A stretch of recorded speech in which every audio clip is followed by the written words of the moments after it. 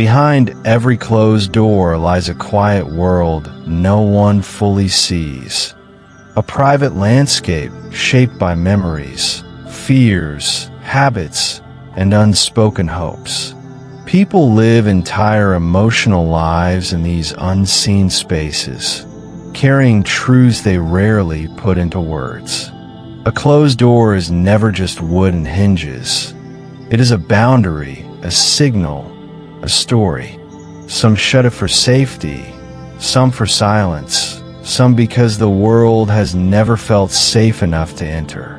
Every door closed carries a reason, though not always a dramatic one. Some people grow used to retreating early in life, drawn to quiet corners long before they understand what the instinct means. There are children who escape into rooms where the noise outside feels too loud, too unpredictable. Teenagers who learn that shutting the door is the only way to feel in control. Adults who return to this ritual without noticing how seamlessly it became a habit.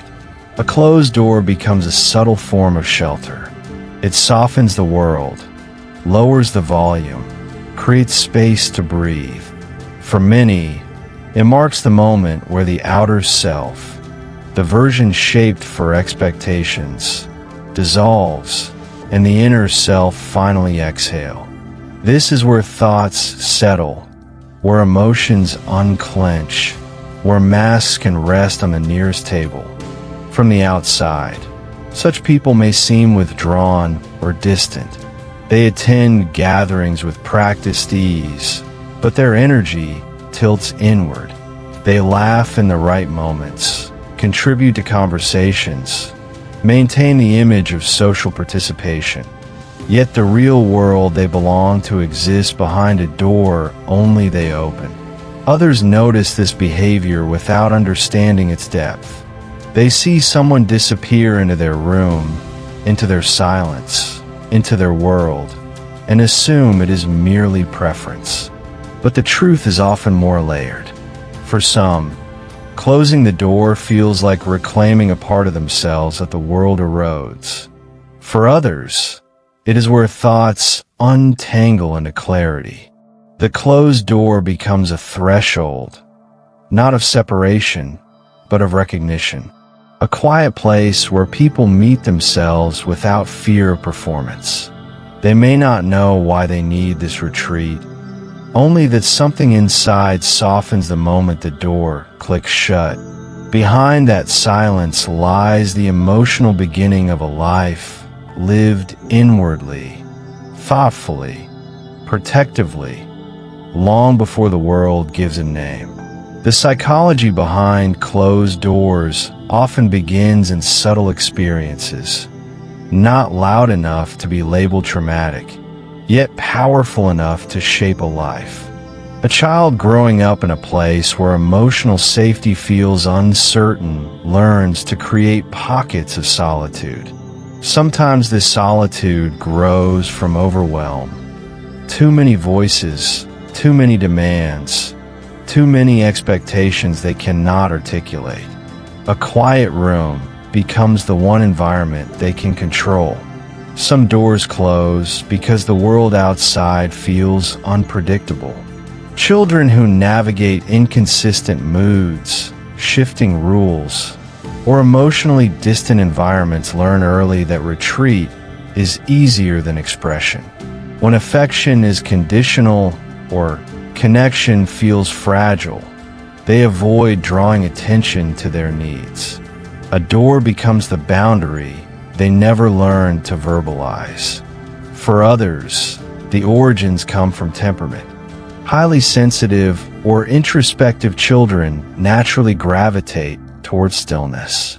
Their inner world feels rich, detailed, absorbing. They do not hide from the world out of fear. They simply experience it more intensely. Their rooms become sanctuaries where their thoughts can stretch without interruption. There are also those who close doors because opening them once led to disappointment. Moments when they reached out and found disinterest. When they spoke and felt dismissed. When they needed warmth but met coldness. Over time, the lesson settles quietly in the nervous system. It is safer to retreat before being pushed away. Even in adulthood, these early patterns echo. A closed door becomes a familiar ritual, not an act of avoidance, but a continuation of what once protected them. People around them may see independence, self-sufficiency, or emotional distance. But beneath these traits lie origins shaped by unspoken experience. The door stands not as a wall against others, but as the first architecture of emotional survival. Behind it, the earliest versions of themselves learn to breathe without interruption, to think without judgment, to feel without fear. The world does not always understand these beginnings, yet they form the quiet blueprint of a life lived with careful boundaries. Boundaries that began long before the person ever knew why they were needed. The psychology behind closed doors is not simply about isolation, it is about regulation.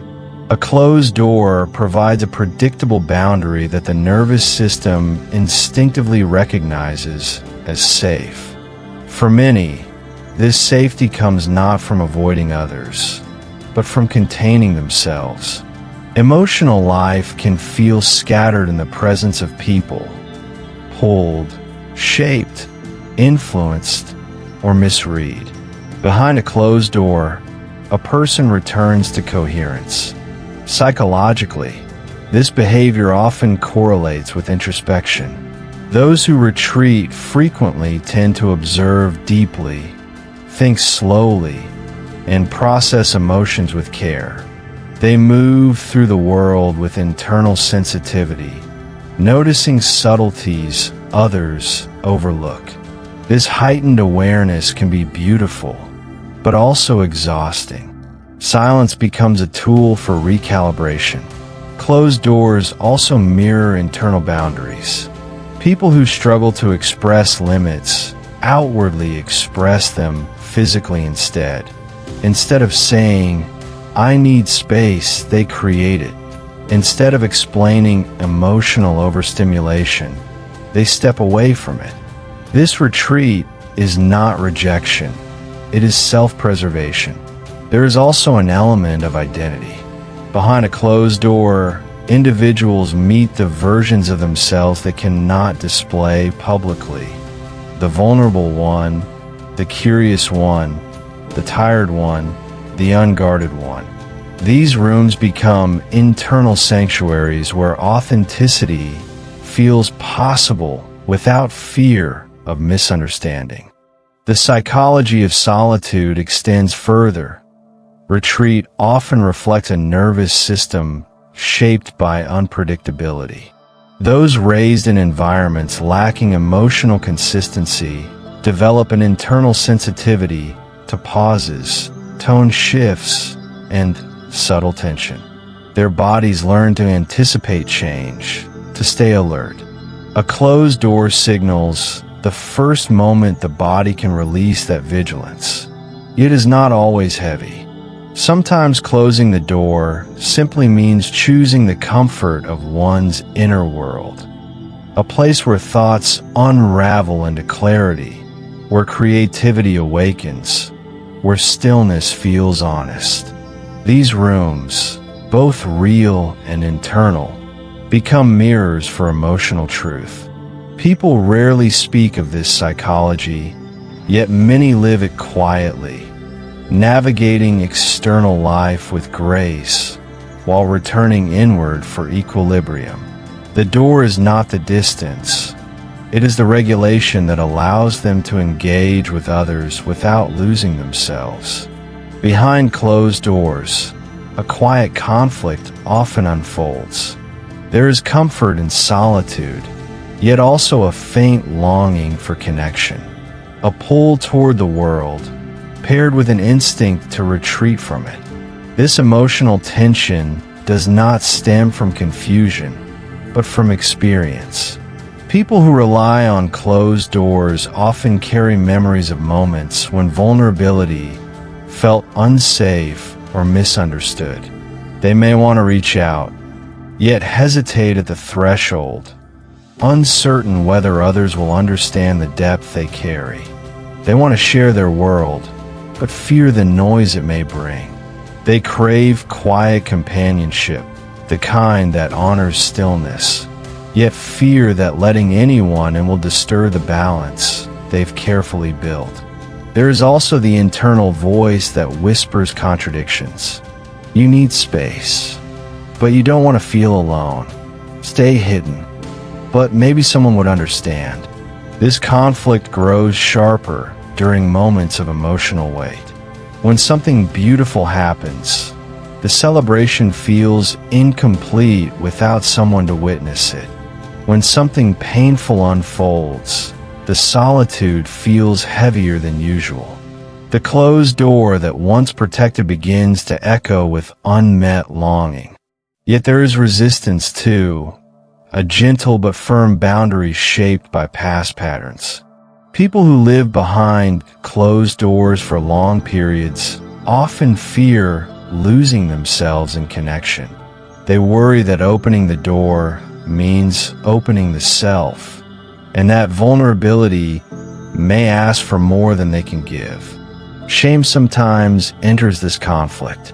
Society celebrates sociability, visibility, and constant accessibility. Those who prefer solitude are often misunderstood, labeled distant or aloof.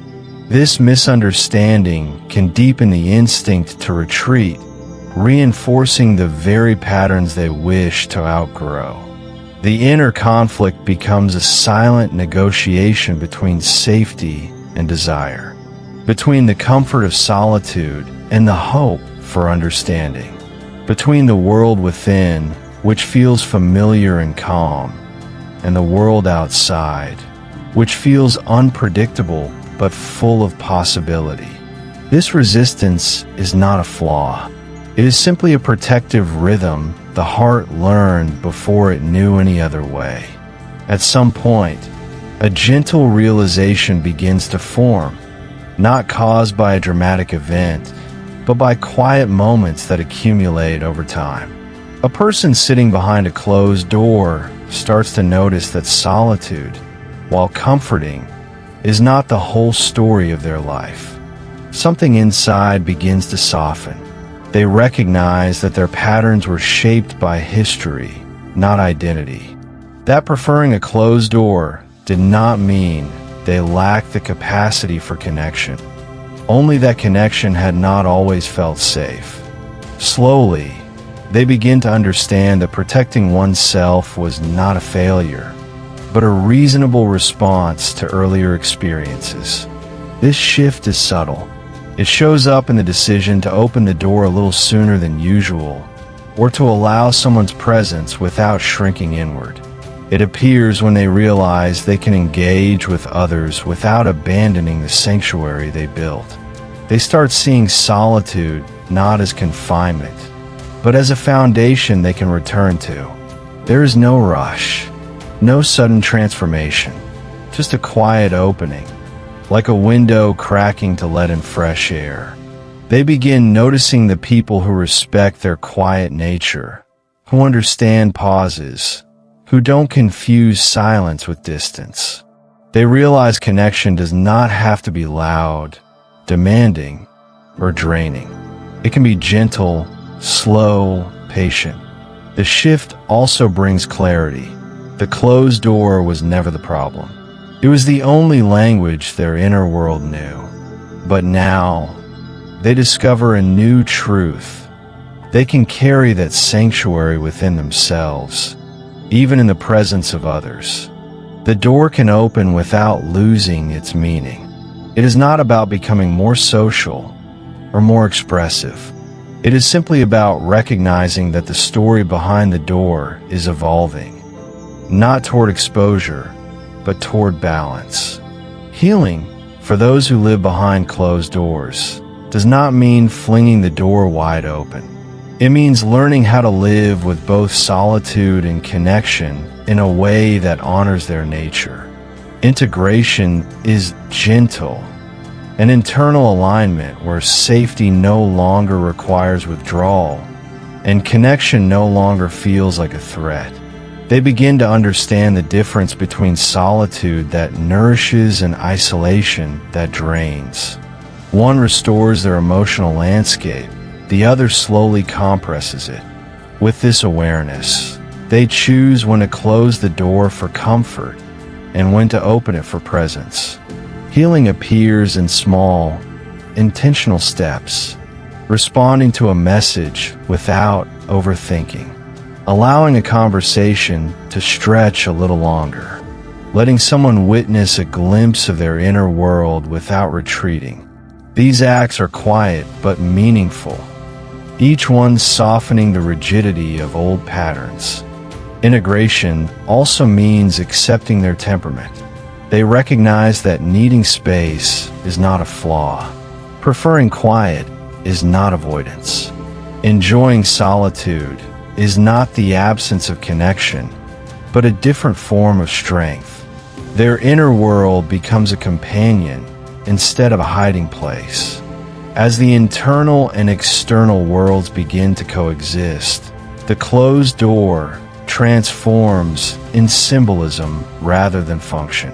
It becomes a choice, not a shield, a moment of rest, not a barrier, a place where they regroup, not where they disappear. People around them may not notice the shift because it is not loud.